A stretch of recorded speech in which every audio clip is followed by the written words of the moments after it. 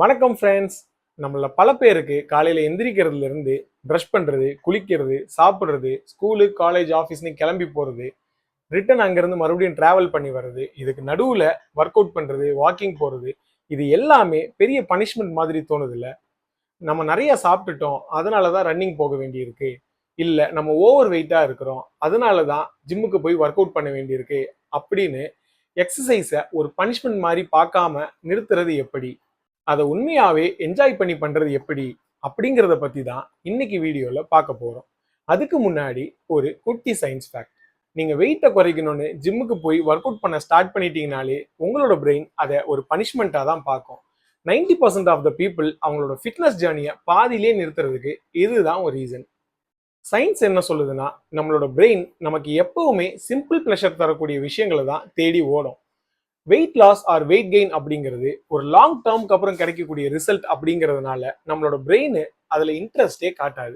ஆனா அதுவே நீங்க ஒர்க் அவுட் பண்ணும்போது உங்க பாடியில இருந்து ரிலீஸ் ஆகக்கூடிய என்டார்பின்ஸ் அண்ட் டோபமைன் மாதிரியான ஹாப்பி ஹார்மோன்ஸ் உங்களுக்கு இன்ஸ்டன்ட் எனர்ஜியையும் உங்களுக்கு நல்ல ஸ்ட்ரெஸ் ரிலீஃபையும் தரும். ஸோ உங்க மைண்ட் செட்டை நான் உடம்பு குறைக்கிறதுக்காக ஒர்க் அவுட் பண்றேன் அப்படிங்கிறதுல இருந்து என்னோட டேவை எனர்ஜெட்டிக்கா வச்சுக்கிறதுக்காகவும் என்னோட மைண்டை பீஸ்ஃபுல்லா மெயின்டைன் பண்றதுக்காகவும் ஒர்க் அவுட் பண்றேன் அப்படின்னு ஷிஃப்ட் பண்ணுங்க.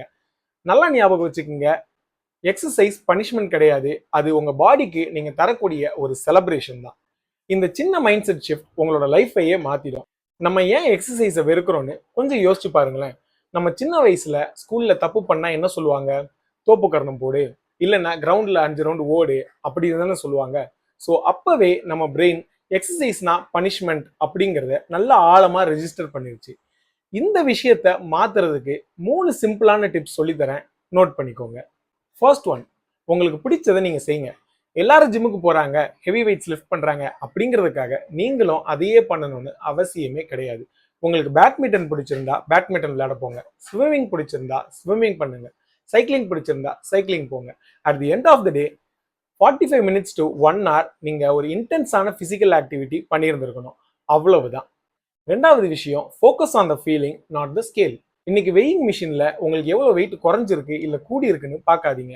ஒரு ஒர்க் அவுட்டை முடிச்சதுக்கு அப்புறம் உங்க மைண்ட் எவ்வளவு பீஸ்ஃபுல்லா, காமா, ஹாப்பியா இருக்குதுங்கிறத ஃபீல் பண்ணுங்க. மூணாவது, ஐடென்டிட்டி ஷிஃப்ட்.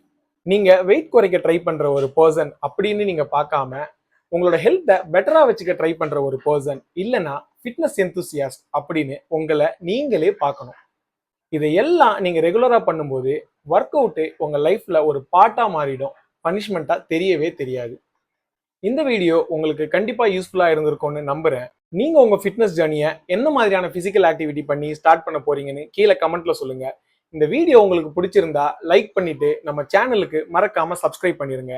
நெக்ஸ்ட் வீடியோல உங்களை பார்க்குறேன். அன்டில் தென், பாய்.